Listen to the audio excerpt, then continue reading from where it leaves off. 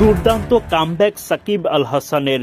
Bowling জাদুতে রীতিমতো ব্যাটারদের নাস্তানাবুদ করলেন। নিজের বলেই লুফে নিলেন চোখ ধাঁধানো ক্যাচ। 4 ওভার বোলিং করে একটাও বাউন্ডারি হজম করেননি। 24 বলের মধ্যে 12টি ডট, সঙ্গে 2টো গুরুত্বপূর্ণ উইকেট শিকার তো আছেই।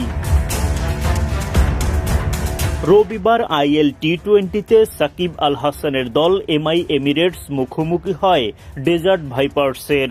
আগে বোলিংয়ে নামে সাকিবদের এমিরেটস।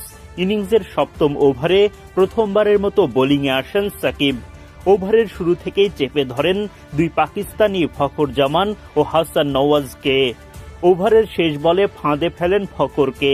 স্টাম্পিংয়ের শিকার হয়ে বিদায় নেন এই পাকিস্তানি ব্যাটার। উইকেট শিকারী সাকিবকে ঘিরে তখন উইকেট কিপার নিকোলাস পুরানের উল্লাস। ইনিংসের 9ম ওভারে নিজের দ্বিতীয় ওভারের বোলিং করতে আসেন টাইগার অলরাউন্ডার। এবার তার সামনে কুপোকাত ইংলিশ অলরাউন্ডার স্যাম কারান বিভ্রান্ত হয়ে ক্যাচের সুযোগ দিলে ঝাঁপিয়ে পড়ে লুফে নেন সাকিব নিজেই। উইকেট শিকারের দ্বিতীয় ওভারে সাকিবের খরচা মাত্র 3 রান। ব্যক্তিগত 3 নম্বর ওভারে এসে ব্যাটারদের রান তোলার গতি কমিয়ে রাখেন। একটাও বাউন্ডারির সুযোগ দেননি। 3টি ডট বল করে এই ওভারেও প্রতিপক্ষের ব্যাটারদের 3 রানের বেশি তুলতে দেননি। চতুর্থ ওভারে 4টি ডট বল করে আগের মতোই 3 রান খরচ করেন।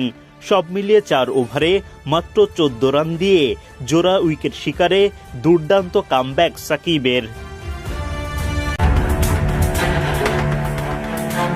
দুর্দান্ত কামব্যাক সাকিব আল হাসানের।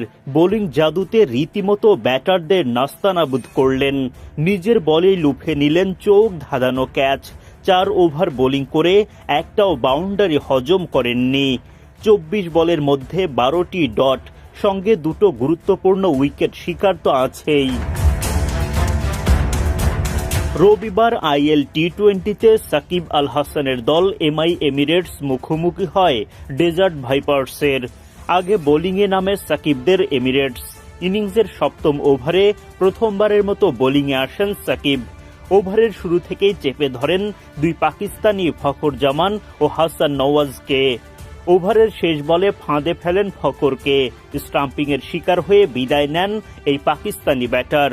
উইকেট শিকারী সাকিবকে ঘিরে তখন উইকেট কিপার নিকোলাস পুরানের উল্লাস।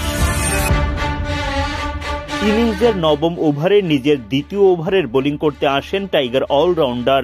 এবার তার সামনে কুপোকাত ইংলিশ অলরাউন্ডার স্যাম কারান বিভ্রান্ত হয়ে ক্যাচের সুযোগ দিলে ঝাঁপিয়ে পড়ে লুফে নেন